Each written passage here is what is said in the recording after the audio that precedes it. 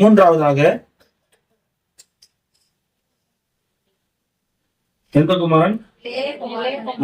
பெரிய குமாரன் இல்லையா? எப்ப பார்த்தாலும் இளைய குமாரன், இரண்டு குமாரன். சூப்பர். இந்த இடத்துல லூக்கா 15ஆம் அதிகாரம் 11 முதல் 32 வரைக்கும் அந்த தகப்பன் இரண்டு குமாரனுடைய சம்பவம் சொல்லப்பட்டிருக்கு. இதுக்கு எதுவும் விளக்கம் தேவையா? தெரியல. சுபாம் உங்களுக்கு தெரியுமா இந்த சம்பவம்? இதுல 24ஆம் வசனம் வாசிங்க. என் குமாரனாகிய இவன் மரித்தான், திரும்பவும் உயிர்த்தான், காணாமல் போனான், திரும்பவும் காணப்பட்டான் என்றான். அப்படியே அவர்கள் சந்தோஷப்படத் தொடங்கினார்கள். அல்லேலூயா. 32 வாசிங்க. உன் சகோதரனாகிய இவனும் மரித்தான், திரும்பவும் உயிர்த்தான், காணாமல் போனான், திரும்பவும் காணப்பட்டான். ஆனபடினாலே நாம் சந்தோஷப்பட்டு மகிழ்ச்சியாய் இருக்க வேண்டுமே என்று சொன்னான் என்றான். அல்லேலூயா. இப்ப மூன்றாவதாக இந்த இரண்டு குமாரர்களை குறிச்சதான தகப்பனுடைய பார்வை, இரண்டு குமாரர்களை குறிச்சதான தகப்பனுடைய பார்வை, அல்லது இப்படி புரிஞ்சுங்க, தகப்பனை குறிச்சதான இரண்டு குமாரர்களுடைய பார்வை. இப்ப பரலோக தகப்பனை குறிச்சதான நம்முடைய பார்வை எப்படி இருக்கு? நம்மளை குறிச்சதான அப்பாவுடைய பார்வை எப்படி இருக்கு? அவர் பார்க்கறது போலவே நம்ம பாக்குறோமா, இல்ல நம்ம பாக்குற மாதிரி அவர் பார்க்க வைக்கிறோமா? இதான் இப்போ மூணாவது குறிப்பினுடைய இயேசுவை பார்க்க வேண்டிய விதம். நியாயமா எப்படி பார்க்கணும்? அவர் பார்க்கிற மாதிரியே, அவர் விரும்புற மாதிரியே, அவர் நினைக்கிற மாதிரியே நாம அப்படி நம்மளை மாத்திக்கணுமா, இல்ல நாம விரும்புற மாதிரி அவர் நம்ம பக்கம் இழுத்தணுமா? அதான் நியாயமானது. ஏன்னா நம்முடைய அறிவு குறைச்ச, நம்ம சின்ன வயசுல யோசித்திருப்போம், இப்படிலாம் நம்ம இருந்தா நல்லா இருக்கணும், அதுக்காக சாமியோட கும்பிட்டுருப்போம்.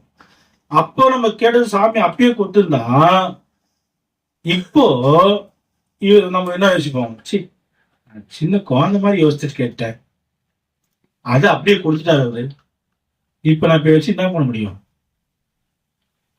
இப்போ உதாரணத்துக்கு சின்ன பிள்ளைங்க சின்ன வயசா இருக்கும்போது சைக்கிள் கேட்பாங்க, அது அவங்க தகப்பனாரு வாங்கிக்கிறாங்க.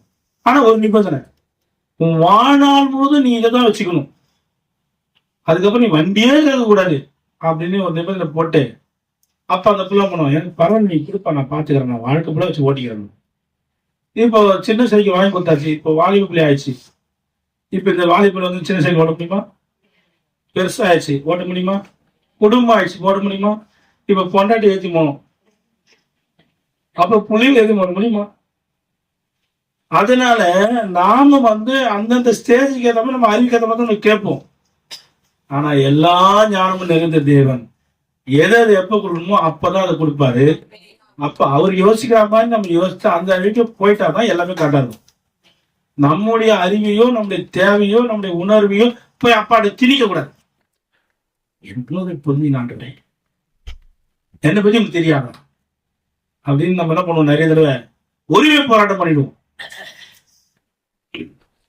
இந்த இடத்துல இளைய குமாரனும் மூத்த குமாரனும் தகப்பனை புரிந்து கொண்ட விதம், தகப்பனை பார்த்த விதம், இந்த தகப்பனை இந்த ரெண்டு பிள்ளைகளையும் புரிந்து கொண்ட விதம், இந்த பிள்ளைகளை பார்த்த விதம், இந்த இடத்துல நாம ஆண்டவரை புரிந்து கொண்ட விதம், அவர் பார்க்கிற விதம், நம்மள அவர் புரிந்து கொண்ட விதம், அவர் நம்மளை பார்க்கிற விதம், அப்படி ஒப்பிட்டு பார்த்தா நம்ம அவர் சரியா பார்க்கணுமோ இப்ப தெரிஞ்சிடும். இல்லையா? நமக்கு தெரியும், மூத்த குமாரன் கூடவே இருக்கிறான், இளைய குமாரன் அவனுடைய விருப்பப்படி போயிட்டு அடிப்பட்டு உதப்பட்டு திரும்பி வந்துட்டான். இப்ப இதுல நமக்கு நல்லாவே தெரியும், இளையகுமாரன் மனம் திரும்பி வந்த பிறகு அவன் தகப்பனுடைய சந்தோஷத்துக்கும் இதயத்துக்கு ஏற்றனா மாறிட்டான். இவன் கூடவே இருந்தாலும் கூட தகப்பனை கொஞ்சம் துக்கப்படுத்தணும் தான் பெரியவன் இருந்துட்டான். அதுல முதலாவது காரியம் 28ஆம் வசனம் வாசிங்க. அவன் கோபம் அடைந்து போக மனதில்லாதிருந்தான். உள்ள போக மனதில்லாதிருந்தான். இப்ப மூத்தவனுடைய அப்பாவை புரிந்து கொண்ட விதம் இவனுக்கு என்ன வருதுங்க? கோபம் வருது. எத்தனை பேருக்கு கோபப்படுறவங்க இருக்கீங்க? எத்தனை பேருக்கு கோபப்படுறவங்க இருக்கீங்க? போங்கப்பா, நான் எவ்வளவு ஜோம் நீங்க செய்ய மாட்டீங்க, போங்கப்பா அப்படின்னு கோபமா கோச்சிக்கிறவங்க எத்தனை பேர் இருக்கிறீங்க? அப்பா கிட்டயே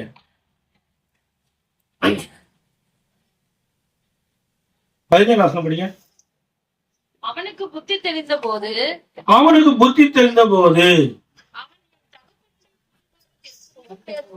எத்தனையோ பேருக்கு சாப்பாடு இருக்கிறது. சரி, இந்த இளைய குமாரனுக்கு புத்தி தெரிஞ்சிருக்கு, மூத்த குமாரனுக்கு கோபம் வந்திருக்கு இல்ல? ரெண்டுமே அப்பா சம்பந்தப்பட்ட பிரச்சனை தான். இளைய குமாரன் அப்பா நினைச்சு பார்த்து புத்தியில தெளிவு வருது. மூத்த குமாரன் அப்பா நினைச்சு பார்த்து புத்தியில கோபம் வருது. கோபக்காரனுக்கு ஆத்திரக்காரனுக்கு புத்தி மட்டும். இப்ப ஆத்திரப்பட்டு கோபப்பட்ட அண்ணனுக்கு புத்தி மயங்கிச்சு, கோபப்படாத யோசிச்சவனுக்கு புத்தி தெரிஞ்சிச்சு. இங்க எத்தனை பேரு புஸ்கு புஸ்குன்னு கோபப்படுறீங்க? உங்களுடைய கோபம் தகப்பனை சரியாய் பார்க்க விட மாட்டேங்கிறது. உங்களுடைய புத்தி தெளிவில்லாதது, நீங்க தகப்பனை சரியாய் பார்க்காத இடத்துல தள்ளப்படுகிறீங்க. இளையகுமாரன் நஷ்டப்பட்டாலும் கூட அவன் புத்தி தெரிந்தவனா இருந்தான். புத்தி தெரிந்ததுக்கு ஒரு அடையாளம் தாழ்மை. அமைதியா யோசிக்கிறான். கோபப்பட்டவன் கொப்பளிக்கிறான். கோபம் வந்தாலே மூளை என்ன பண்ணாதுங்க? வேலை செய்யாது. மூளை வேலை செஞ்சா என்ன வராது? கோபம் வராது. கோபம் வந்தா மூஞ்சில எப்படி தெரியும்? கண்கள் சிவந்து, முகமும் சிவந்து, மூக்கு ரெண்டும் வெடிச்சு இல்ல, இந்த சைடுல நரம்பு இப்படி புடைச்சி, அதான் காதுல ரத்தம் ஊத்தி, மூக்குல ரத்தத்தி, வாயில ரத்தத்தி போய் சேர்ந்தான். இயேசுவை பார்க்க வேண்டிய விதம் கோபத்தை தணிக்கும், புத்தியை தெரிவிக்கும். நான் தேவ பிள்ளை தான் சொல்லி கொண்டிருக்கிறோம். நம்ம தான் பல இடத்துல கோபப்படுறோம். நம்ம தான் என்ன பண்றோம்? புத்தி தெளிவில்லாதபடி புத்தி மயங்கி வார்த்தைகளை விடுறோம், செயல்படுறோம். அப்புறம் வெளிக்கு சொல்ல பிறகு ஐயோ அப்படியா, நான் யோசிக்கவே இல்லைன்றோம். நாம் இன்றைக்கு ஆண்டவரை சரியாய் புரிந்து கொள்வோம், தகப்பனாரை சரியாய் புரிந்து கொள்வோம், அவரை பார்க்க வேண்டிய விதத்தை சரியாய் பார்ப்போம். அது 2:28 வாசிங்க. அப்போது அவன் கோபமடைந்து உள்ளே போக மனதில் இருந்தான். இப்ப உள்ள போனா அவன் எங்க இருக்கான்னு அர்த்தம்? வெளியே இருக்கிறான். இப்ப அப்பா எங்க இருக்கிறாரு? அவர் உள்ள இருக்கிறாரு. இவன் எங்க இருக்கிறான்? வெளியே இருக்கிறான். நீ எங்க இருக்கிற? சொல்லு. உள்ளகிறியா வெளியேகிறியா? நிறைய பேர் அவுட் ஆஃப் பாடி தான். புரியுதா? உள்ளகிறவங்க அப்பாவோட டச்சிங்ல இருப்பாங்க. அப்பாவோட டச்சிங் இல்லாத வெளியேகிறான்னு அர்த்தம். ஆறாவதுல கூட தேவ பிரசனம் டச் பண்ண மாட்டேதுன்னா நீ என்ன உள்ளே இருக்கிற? உருவத்திலையும் சரீரத்திலையும் நீ உள்ள இருக்கலாம், இருதயத்தில் நீ கர்த்தருக்கு தூரமா இருக்கிறாய். இந்த தகப்பனை அறியாத, தகப்பனை சரியாய் புரியாத, தகப்பனை விருப்பத்தை தன்னை விட்டு கொடுக்காதவன் வெளியே நிற்கிறான். ஆனா தகப்பனை சரியா புரிஞ்சவன், சரியா உணர்ந்தவன், சரியா பார்த்தவன் எங்க இருக்கிறான்? 18 படிங்க. நான் எழுந்து போய் என் தகப்பங்கிறதுக்கு நான் போயிடுவேன். ஒப்பிட்டு பாருங்களேன் அண்ணனுக்கும் தம்பிக்கும். இவன் நான் எங்க அப்பா இருக்கிறதுக்கு நான் போயிடுவேன்றான். இவன் சொல்றான் நான் எங்க அப்பா இருக்கிறதுக்கு நான் வரமாட்டேன்றான். புரியுதுங்களா? தகப்பன் இருக்கிற இடத்துல இருப்பது மாத்திரமே பாதுகாப்பு. தகப்பன் இருக்கிற இடத்துல இருப்பது மாத்திரமே ஆசீர்வாதம். அதுதான் எல்லாமே. தகப்பன் இல்லாத இடத்துல இருந்து கொண்டு தொடர்ந்து அங்கேயே நின்று கொண்டு தொடர்ந்து அங்கேயே பயணிப்பது நீ காணாம போகிறாய். நீ ஆசீர்வாதத்தை இழந்து நஷ்டப்பட போகிறாய். இவன் காணா போனவன் தான். ஆனா புத்தி தெரிஞ்சவன் சொல்றான், ஐயோ இதுக்கப்புறம் நம்ம இங்க இருக்க கூடாது, உடனே யூட்டன் போட்டு அப்பாண்ட போயிடணும். ஆனா கூடவே இருக்கிறவன் கூட இருக்க அவனுக்கு என்னல விருப்பல, மனசு கோபம் வந்துருச்சு. பெரிய நிக்கிற தலைவர், நஷ்டம் யாருக்கு? லூசு பையன், அவனுக்கு தானே நஷ்டம். நீ அப்பாவை கூட தான் நெருங்கி இருக்கணும். அல்லேலூயா. ஆண்டவரை சரியாய் பார்க்கிறவர்கள் தகப்பனோடு நெருங்கி இருப்பாங்க. 3வது 29 படிங்க. அவன் தகப்பனுக்கு பிரதித்திரமாக செய்து, இதோ நான் இத்தனை வருஷ காலமா உனக்கு ஊழியம் செஞ்சு ஒரு கற்பனை மீறாதிருந்தோம், நான் உங்க வார்த்தையை மீறாம இருந்தோம், என் சிநேகிதன் நான் சந்தோஷமா இருக்கும்படி எனக்கு ஒரு ஆட்டுக்குட்டியாவது கொடுக்கவில்லை. ஒரு ஆட்டுக்குட்டி கொடுக்கலையப்பா. என்ன சொன்னாங்க? என்ன சொன்னாங்க?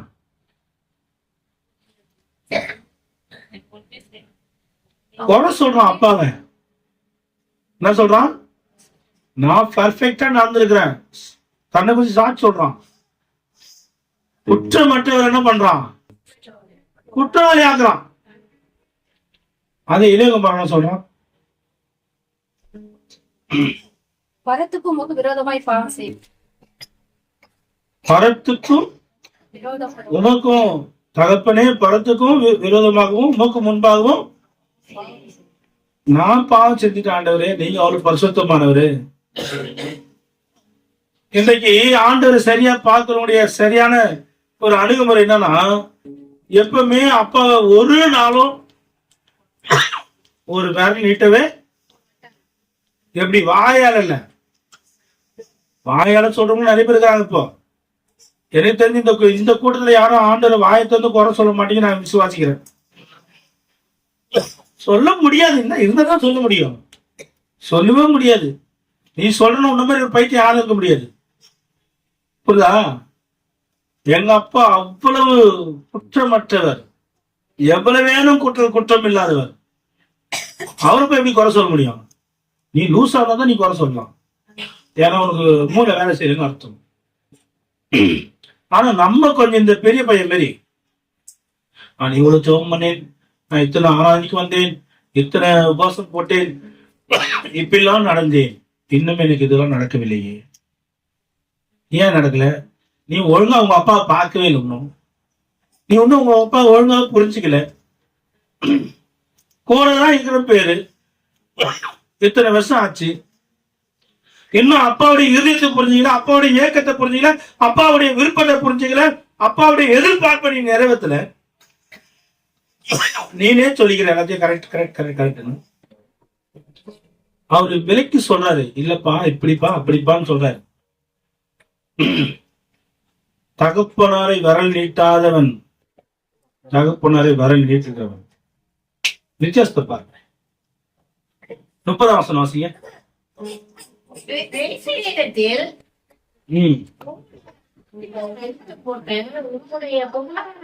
இவன் வந்தவுடனே கொடுத்த கன்றை உனக்காக அடிக்கிறேன். இவன் சொல்றான், இப்பெல்லாம் உன்னை நஷ்டப்படுத்திட்டான், உன் சொத்தெல்லாம் அழிச்சுட்டான், இவ்வளவு பொல்லாதவனா இருக்கிறான் அப்படின்னு விமர்சனம் பண்றான். அதே அவன் பாருங்க 17ஆம் வசனம் வாசிங்க. 17.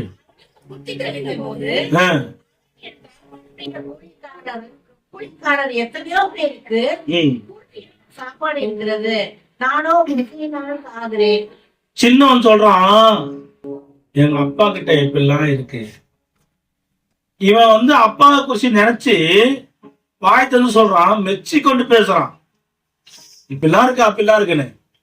இவன் கூட இருக்கிற சொல்றான், என்ன சொல்றான், இப்பெல்லாம் நஷ்டப்பட்டுட்டு வந்தோன்னே நீ இப்பெல்லாம் வச்சு கொண்டாடுறீங்களே. இவன் என்ன பண்றான், விமர்சிக்கிறான். அன்பு தேவ ஜனமே, கர்த்தரை விமர்சித்தவங்க இங்க யாராவது இருக்கிறீங்களா? அவரை மெச்சி கொண்டவங்க இங்க யாராவது இருக்கிறீங்களா? அவரை மெச்சி கொள்றீங்க. ஓ எங்க ஆண்டவர் நல்லவர் நல்லவர் போதுமானவர். விமர்சிச்சீங்க யாராவது இல்லைங்களா? செய்ய மாட்டீங்க. ஏன்னா அவர் கர்த்தர் அடிப்பார் இல்ல, அவர் பட்சிக்கிறாங்க நீ. ஆனா கர்த்தர் சொல்லுகிறார், இந்த சிறியவர்களுக்கு நீங்க எதை செஞ்சீங்களோ அது எனக்கே செஞ்சீங்கன்னு சொல்றாரு. சிறியவர்களை நீங்க விமர்சிச்சீங்களா? நேரடியா நீங்க கர்த்தர் செய்ய மாட்டீங்க, எனக்கு தெரியும். அற்பமா என்னப்படுகிற சிறியவர்களை நீங்க விமர்சிச்சீங்களா? அது இப்படி, அது அப்படி, அது அங்க இப்படி, இது இங்க இப்படி, எனக்கு தெரியாதா, ஆ ஹோ ஈ பேசுனது உண்டா? தேவப்பிள்ளையே, நீ கர்த்தரோடு இருக்கிறாய், ஆனால் அவருடைய பார்வையில நீ பேசுகிற அற்பமானவர்களை, சிறியவர்களை நீ பேசுகிற காரியம் அவரையே விமர்சிப்பதாக அவர் பார்க்கிறார். அந்த பார்வை நம்மகிட்ட இல்ல. புரியுதா? நம்மளோட மேலானவங்க நம்ம கண்டிப்பா விமர்சிக்க மாட்டோம். ஆனா நம்மளோட கீழானவங்க என்ன பண்ணுவாங்க? இஷ்டத்துக்கு விமர்சிப்போம். புத்தி தெரிந்தவன், தகப்பனை சரியாய் பார்த்தவன் வெற்றி கொள்கிறான். நம்ம சிறியவர்களை எந்த அளவுக்கு மதிக்கிறோமோ, எந்த அளவுக்கு அவங்க மேன்மையா எண்ணுகிறோமோ, எந்த அளவுக்கு அவங்க கனத்தை கொடுக்கிறோமோ, அதை கர்த்தருக்கே நம்ம செய்யணும். அல்லேலூயா. இதுதான் நம்ம ஆண்டு பார்க்க சரியான விதம். 30 வசனம் வாசிங்க. அதற்கு தகப்பன், மகனே, நீ எனக்குள்ளதெல்லாம் உன்னுடையதா இருக்கிறது. சகோதரனாகி இவனோ மரித்தான், திரும்பவும் உயிர்த்தான். அதற்கு தகப்பன், மகனே, நீ எப்போது என்னோட இருக்கிறாய், எனக்குள்ளதெல்லாம். இவன் என்னதான் வந்து கேட்கறான் அப்பா கிட்ட, எனக்கு ஒரு ஆட்டுக்குட்டி கூட கொடுக்கலன்னு கேட்கறான். அதுக்கு அப்பாவுடைய பதில்னா, எல்லாம் ஒண்ணுதான்பா. அப்ப இவனுடைய மனநிலம் என்ன? இவனுடைய மனநிலம் என்ன? இல்ல இல்ல, அவனுக்குரியது அவனுக்கு தெரியல. அவன் யாரு, அவனுடைய ஸ்டேட்டஸ் என்ன, அவனுடைய நிலைமை என்ன, அவனுடைய தன்மை என்ன, அவனுடைய அந்தஸ்து என்ன, அவனுடைய அதிகாரம் என்ன, அவனுடைய சூழ்நிலை என்ன, டோட்டலா அவனை பத்தி அவனுக்கு தெரியல. ஒரு செக்கு மாடு மாரி இருந்துக்கான், தண்டத்துக்குன்னு ஒரு பிள்ளையா. சொன்னதை மட்டும் செய்யுது. அவனுடைய சுதந்திர வீதம் அவனுக்கு தெரியல, அவன் ஒரு சுதந்திர வழி தெரியல. அவங்க அப்பாவுடைய மேன்மை, அதுக்கப்புறம் நான் தான் இருந்த ஒருத்தோட இல்ல. அப்ப முழுத்துக்கும் அவன் தான் அதிகாரி. தன்னுடைய தன்மை என்ன, தன்னுடைய நிலைமை என்றது அறியாதவனா இருந்தான். ஆனா தூரமா போனவன் என்ன சொல்றான்? 19 படிங்க. இனிமேல் உம்முடைய குமாரன் என்று சொல்லப்படுவதற்கு நான் பாத்திரன் அல்ல, உம்முடைய கூலிக்காரரில் ஒருவனாக என்னை வைத்துக் கொள்ளும் என்பேன் என்று சொல்லி. இவன் தன்னை சரியா புரிஞ்சு வச்சுக்கிறான். நான் என் மேன்மேல இழந்துட்டேன், என்னுடைய அந்தஸ்தை இழந்துட்டேன், அதிகாரத்தை இழந்துட்டேன், என்னுடைய சுதந்திரத்தை இழந்துட்டேன், என் உரிமையை இழந்துட்டேன், நான் எல்லாத்தையும் இழந்துட்டேன். இப்ப எனக்குன்னு சொல்றதுக்கு ஒண்ணுமே இல்லை. இப்ப நான் யாருன்னு நல்லா தெரிஞ்சு போச்சு, நான் இப்படியாவது இருந்துக்கிறேன், எனக்கு ஒரு வாய்ப்பு கொடுங்கன்னு கேட்கிறான். இவனுடைய காரியத்தை சரியா இருந்து வச்சிருக்கிறான். அவன் காரியத்தை கொஞ்சம் கூட புரிஞ்சிக்காம வச்சிருக்கான். இப்ப இயேசுவை சரியா பாக்குறவங்க எப்படி இருப்பாங்க அப்படின்னா, இப்ப நான் சொன்ன இந்த 5 காரியங்கள் அது தன்னிலே சரியா விளங்கி இருப்பாங்க. ஒன்று, கோபம் அடையாத புத்தி தெரிஞ்சவங்களா இருப்பாங்க. 2, தகப்பன் எங்க இருக்கிறாரோ அங்க இருப்பாங்க. தான் இஷ்டத்துக்கு தகப்பனை இழுக்க மாட்டாங்க, தகப்பன இஷ்டத்துக்கு அவங்க கூட போயிருப்பாங்க. 3, குறை சொல்ல மாட்டாங்க, குற்றம் சாட்ட மாட்டாங்க. 4, குறை சொல்லாதவங்க, குற்றம் சொல்லாதவங்க எப்படி இருப்பாங்க? இளையகுமார் அப்படிதான். 3 நினைக்கிறேன். 3, குறை சொல்ல மாட்டாங்க, குற்றம் சொல்ல மாட்டாங்க. குறை சொல்லாத, குற்றம் சொல்லாதவங்க எப்படி இருப்பாங்க?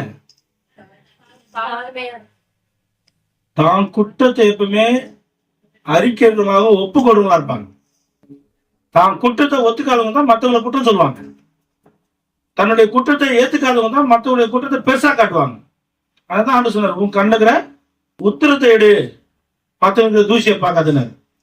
அப்ப நீங்களும் நானும் மற்றவங்களை குற்றம் சொல்றதுக்கு பதிலா நம்ம குற்றத்தை நம்ம கண்டுபிடிக்கிறவங்களா இருக்கணும் இல்லையா? அதை நம்ம கரெக்டா கண்டுபிடிக்க ஆரம்பிச்சா மற்றவங்க குற்றம் நமக்கு தெரியாது. ஏன் தெரியுமா? அவங்க எவ்வளவு பரவாயில்லையா இருப்பாங்க. நம்ம குற்றம் நமக்கு தெரிஞ்சுட்டா மற்றவங்களுடைய குற்றம் நமக்கு எப்படி இருக்கும்? ஐயோ அவங்க எவ்வளவு பரவாயில்லப்பா, நம்ம இவ்வளவு மோசமாக்குறமே இல்ல. நாலாவது, விமர்சிக்க மாட்டாங்க. என்ன பண்ண மாட்டாங்க? விமர்சிக்க மாட்டாங்க. மாறாக கர்த்தருடைய காரியங்களை மெச்சிக்கொள்வாங்க. ஐந்தாவது, தான் நிலைமை சரியாக புரிந்து வச்சிருப்பாங்க. இன்னைக்கு நிறைய பேருக்கு நம்ம யாருன்னே தெரியல.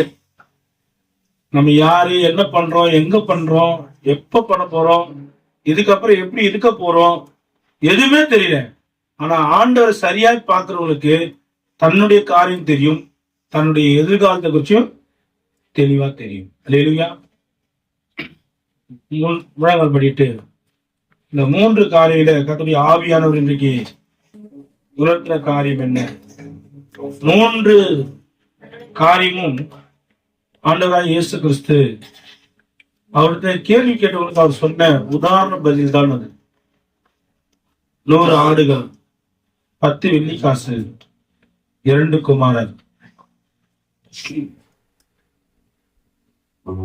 100 ஆடுகள்ல ஒரு ஆடு வழி தப்பி போய் பின்மாற்றத்துல போகிற அடையாளப்படுத்துகிற ஆடு மனம் திரும்புவதை குறித்து, ஒரு பாவி மனம் திரும்புவதை குறித்து கர்த்தர் சொல்லியிருக்கிறார்.